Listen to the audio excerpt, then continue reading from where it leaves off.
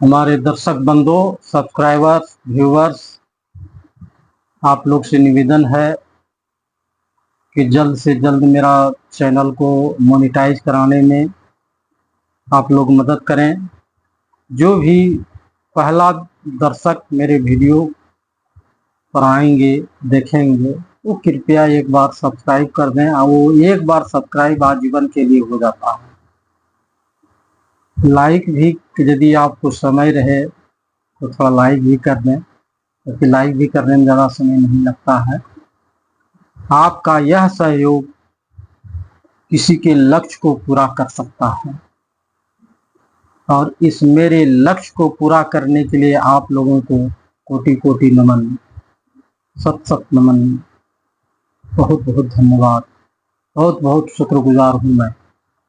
और मुझे खुशी है कि मैं जो आप लोगों से निवेदन करता हूँ, इसमें मेरे निवेदन को अक्सर लोग स्वीकृति प्रदान करते हुए सब्सक्राइब भी करते हैं। ऐसा बात नहीं है कि मैं कहता हूँ कोई करता नहीं, ऐसा बात नहीं, करते हैं। फिर भी मेरा फर्ज है आप लोगों से निवेदन करना कि जो भी नया दर्शक जुड़े, क्योंकि दर्शक ही यूट्यूबर के लिए सबसे बड़ा भगवान है, वही उसको आगे बढ़ाते हैं। जैसे रोगी के लिए भगवान होता है डॉक्टर, उसी प्रकार दर्शक जो है एक यूट्यूबर के लिए होता है।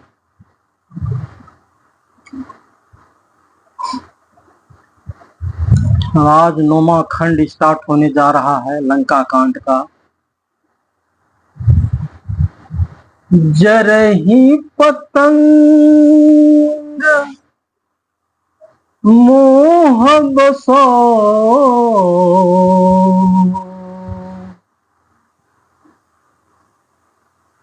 भार बही खर वृंद, ते नहीं सुर कहा वही, समुझ देखी मति मंद। अरे मंद बुद्धि, समझ कर देख, पतंगे मुंह भस आग में जल मरते हैं। गदहों का झुंड बोझ लाद कर चलते हैं, पर इस कारण वे शूरवीर नहीं कहलाते। अब जनिबत बहाव खल करही, सुन मम बचन मान परिहरेहि। 10 मुख में न बसी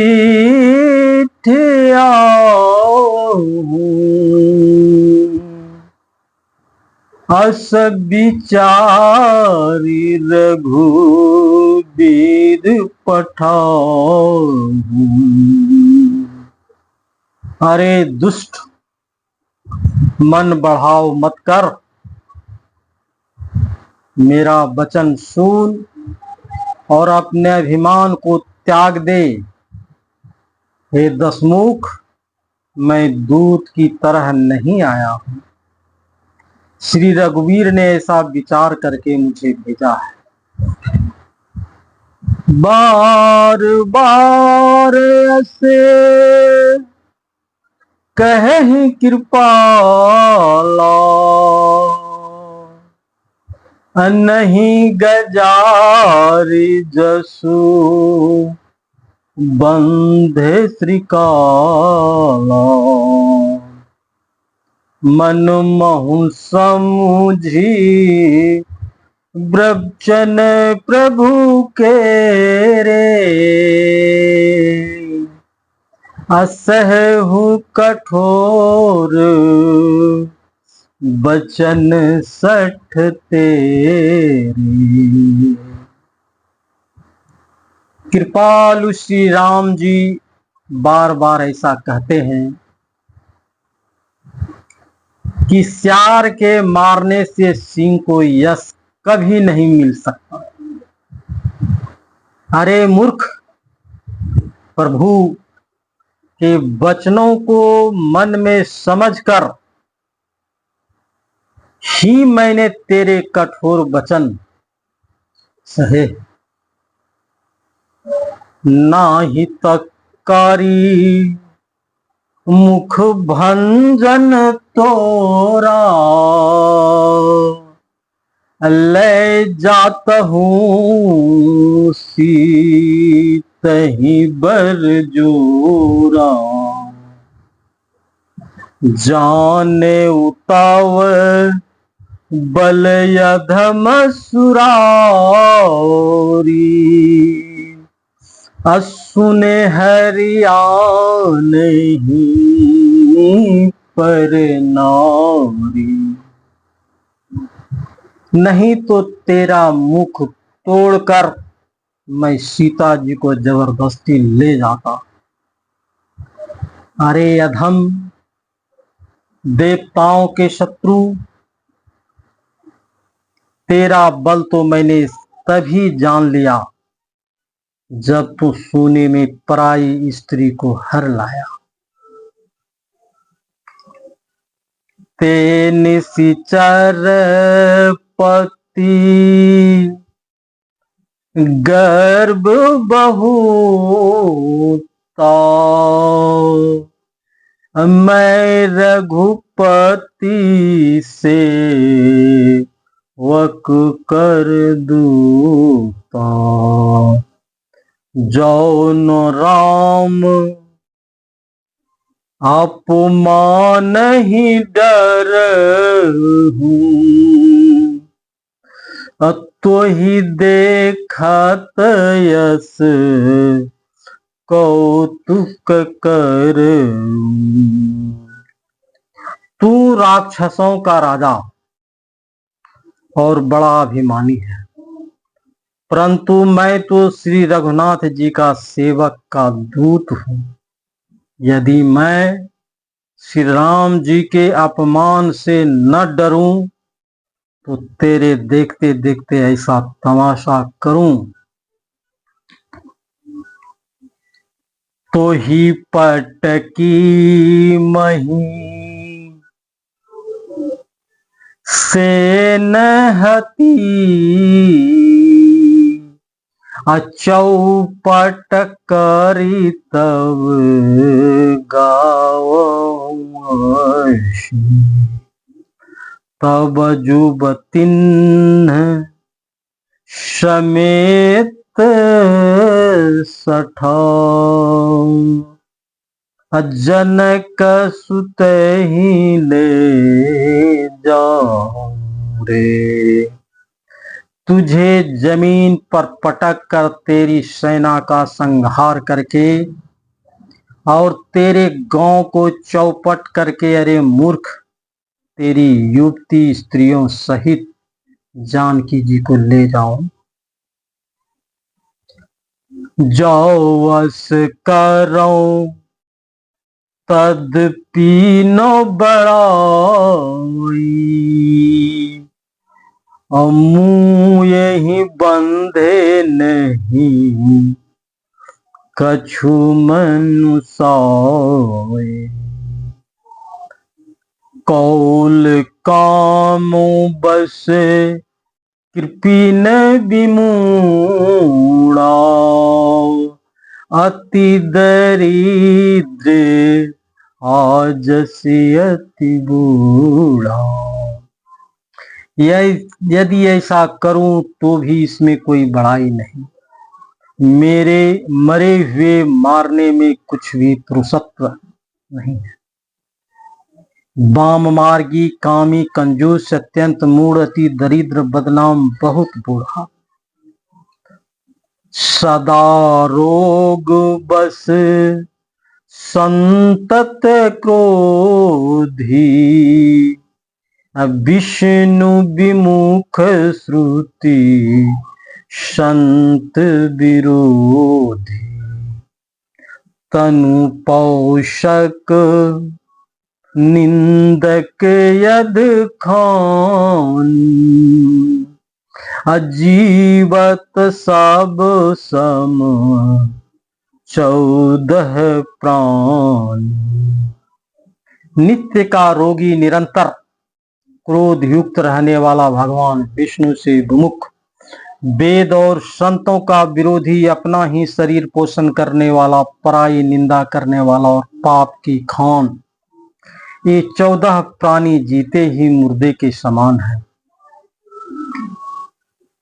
अस विचारी खल बंदौ न तो ही, अब जनि रीस ऊप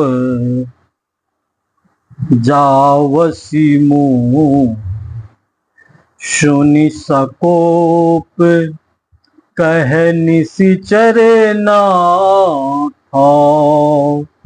अधर दसन दसी मीजत था। अरे दुष्ट, ऐसा विचार करके मैं तुझे नहीं मारता, अब तू मुझ में न क्रोध नो पैदा कर। अंगद के वचन सुनकर राक्षस राज रावण दांतों से होठ काट कर क्रोधित होकर हाथ मलता हुआ बोला, रे कपियधम मरन अब चहसी, छोटे बदन बात बड़ी कहसी, कटु जल्पसी जय कपि बल जाके, बल प्रताप बुद्धि तेजनता के। अरे नीच बंदर, अब तू मरना ही चाहता है, इसी से छोटे मुंह बड़ी बात कहता है। अरे मूर्ख बंदर, जिसके बल पर कड़वे वचन बक रहा है, उसमें बल, प्रताप, बुद्धि अथवा तेज कुछ भी नहीं है। अगुन यमान जानते ही दिन, पिता बनवार, सो दुख यरु जुबती बिरहा, पुनि निस दिन मन त्रास। उसे गुणहीन और मानहीन समझकर ही तो पिता ने वनवास दे दिया। उसे एक तो वह दुख, उस पर युवती स्त्री का विरह, और फिर रात दिन मेरा डर बना रहता है। जिन्हके बल कर गर्भ तो ही, ऐसे मनुज ने अखाहि निशाचर दिवस निशी, मूढ़ समझूत जुटे।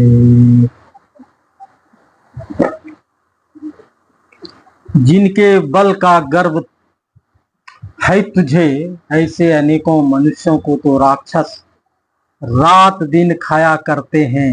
अरे मूढ़, जिद छोड़कर समझ, जब ते ही किन्हे राम कै निंदा, अक्रोधवंत यछि भयहु कपिंदा, हरिहर निंदा सुनई जो कानो, अहोई पाप गो घात समानो। जब उसने श्री राम जी की निंदा की, तब तो कपि श्रेष्ठ अंगद बालीपुत्र अत्यंत क्रोधित हुए, क्योंकि जो अपने कानों से भगवान विष्णु और शिव की निंदा सुनता है, उसे गोवध के समान पाप होता है। कटकटान कपि कुंजर भारी, अदुह भुज दंड तम की महिमारी। डोलत धरनी सभासद खासे, अचले भाजी भय मारुत ग्रह। बानर श्रेष्ठ अंगद जोर से कटकटाए और उन्होंने तमक कर अपने दोनों भुजा दंडों को पृथ्वी पर दे मारा। पृथ्वी हिलने लगी, सभासद गिर पड़े और भय रूपी पवन से ग्रस्त होकर भाग चले। गिरत संभारी उठा 10 कंधर, अभूतल परे मुकुट यति सुंदर। कछुत ही लय निज सिरनि न समारे, कछुक अंगद प्रभु पास पवारे।